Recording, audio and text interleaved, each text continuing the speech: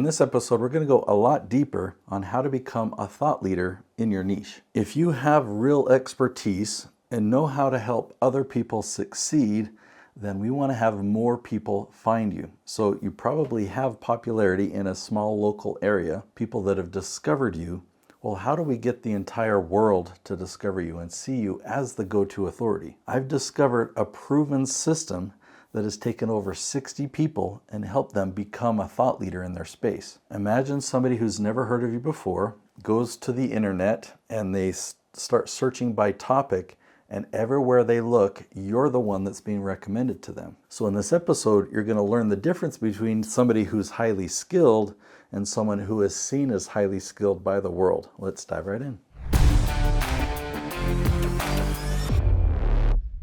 So first, let's lay a foundation of what it really takes to be a true thought leader. Okay, so expertise is the first ingredient. You really have to know your stuff. And I would say if you've been at point A and you figured out how to go to point B, right? So you went on this journey and figured it out, how to navigate all those obstacles, and you achieved it, that's step one. Now you have that knowledge and wisdom. Okay, step number two, it's really important for you to become a thought leader. You have to help somebody also go from point A to point B, because just telling your story of your journey, that may not be enough. Okay, you've got to figure it out. How do you convey that? How can you help those other people navigate those obstacles like you did? Do you have a system that you can take people through? Do you have a process? Do you have a way of taking them by the hand and leading them to get results? When I go back about 12 years in my business, I first discovered my leaf strategy, and I started teaching people about it because I was getting amazing results.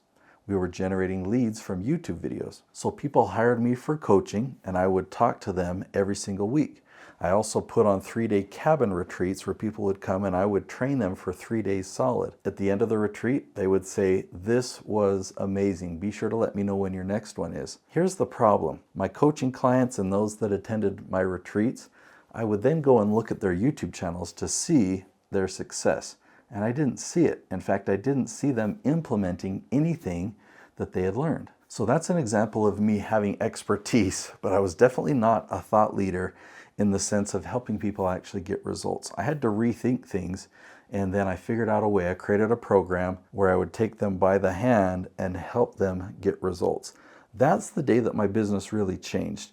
I started with 2 clients, 2 complete different industries, but I really helped them achieve massive results. And then other people saw those results and they came to me saying, "Nate, I want you to do for me what you did for them." The next thing that we need to do here is dispel some myths. Okay, there's some myths and misconceptions about thought leadership. A lot of people think that to become a thought leader, you need to be famous, or they think I've got to have the most credentials. I've got to have all these advanced degrees. The more education I have, or the more certificates or letters behind my name, then people will see me as a thought leader. And that's actually not the case. You can have tons and tons of credentials. You can be super, super qualified and have no one know that you exist. And on the flip side, you can be super famous, but not be seen as a thought leader whatsoever. So picture this. Let's say you were a speaker in a big arena. Maybe it's a football game and you're speaking at the halftime show. Okay, so there's 60,000 people in this arena and you speak. Wouldn't it be amazing if everyone in that arena knew your name? Maybe that would be amazing. It would certainly be fun.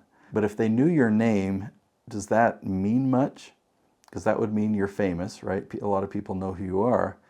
But what if, on the other hand, you weren't the halftime show? What if you were the main event and all 60,000 people came there because they knew who you were and they wanted to hear you speak, right? That is a thought leader. And how do we create that? Well, the reality is there are thousands of people right this moment searching for your expertise, but they're not finding you right now. And so to be positioned as a thought leader is to make sure that you're at the top of wherever they're searching. Now, even if you do have tons of degrees, you're never going to be seen as a thought leader because of your degrees alone. It's how did you use that education to transform somebody else's life, right? So if somebody is at point A and you can help them get to point B, The more times you do that, the stronger your position is as a thought leader. Now, the most powerful way to position yourself as a thought leader is by creating education-based content. Now, it is so easy to do compared to so many other things out there, compared to paid advertising, compared to trying to go viral.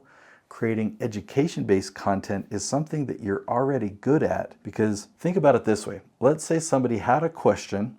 They maybe emailed you or messaged you and said, hey, I have this question. Can we jump on Zoom really quick? And you look at your watch like, I've got time. Yeah.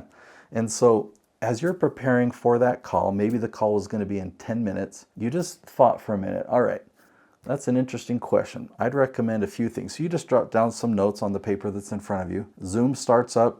And you're not scripted, you're not giving a presentation or anything like that, but you're having a conversation. And you might start out by asking that person a couple of questions just to get clarity on their situation. And then you're just going to talk. And you might reference your notes and say, yeah, so I came up with a few ideas. The first one is this, and just share your thoughts. Then you look down, the second idea is this, and you just share your thoughts.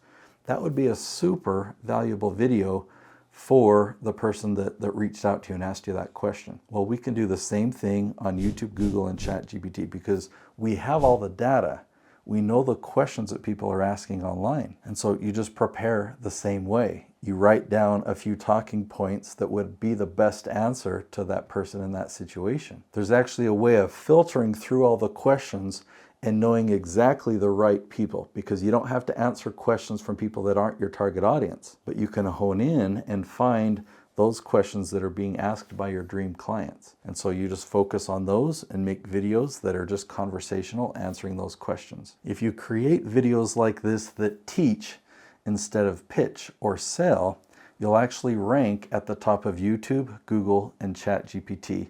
I'll give you more information about it. I call it my LEAF strategy. This strategy works perfectly for people that have an education component to their business. So it could be a coach or a consultant, a public speaker, an author, a course creator, some type of mentor or trainer. All right, so this is the path to thought leadership, and I'm excited for you to really learn my LEAF strategy.